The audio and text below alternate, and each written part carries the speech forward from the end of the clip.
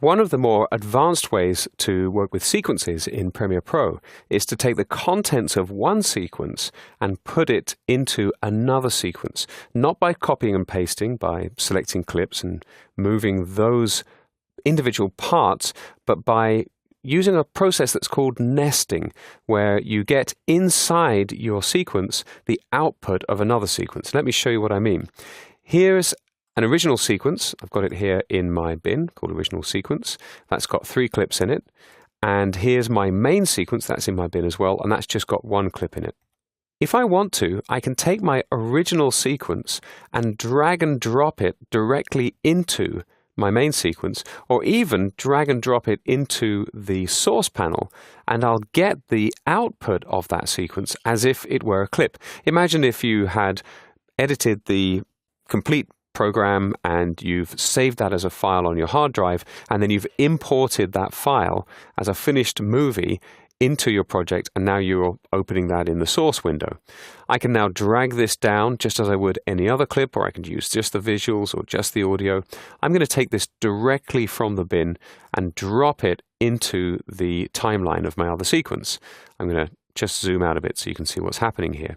Notice this is green. That's the default color for sequences, whereas this blue color is the default label for clips.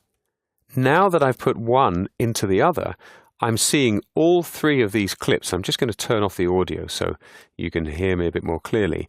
And as I drag through here, you can see I'm getting all 3 of those clips, one after another, inside this single segment. So what I'm getting from this segment is the output. It's the result of the original sequence. That's not bad, it's pretty handy, but here's where it gets really, really useful. Let's say I decide partway through, you know what, I really think I should have used a different shot in the middle of this sequence, but now I've got it embedded inside my main sequence. What am I going to do? Well, I'm going to go back to my original sequence. I've got the tab here because it's already open. I'm going to select this shot, and I'm just going to hit delete. For now, it's gone. If I go back to my main sequence, you can see immediately the change has updated.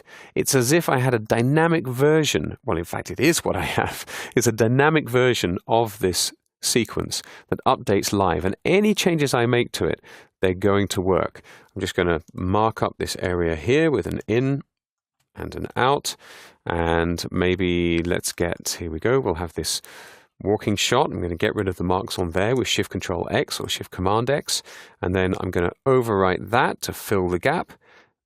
There's my shot, and if I go back to my main sequence, there it is. That's the replaced shot. So that's the mechanism for nesting. That obviously leads on to the question of why on earth would you bother? Well, it depends on the work you're doing. If you're working on a very, very complex intro sequence for your film, it could have many, many layers, 10 or 15 layers of content, and it can be pretty messy and pretty difficult to navigate inside your main sequence. This is a perfect opportunity for you to build that in one sequence and then put it inside another one. Another difference is that it's a way of applying an effect to all of your clips in one step, because now I can do things to this. For example, I can drop the opacity. There we go. And that's applied to all of these clips together instead of me having to make the adjustment separately. So that's nesting a sequence in Premiere Pro CS6.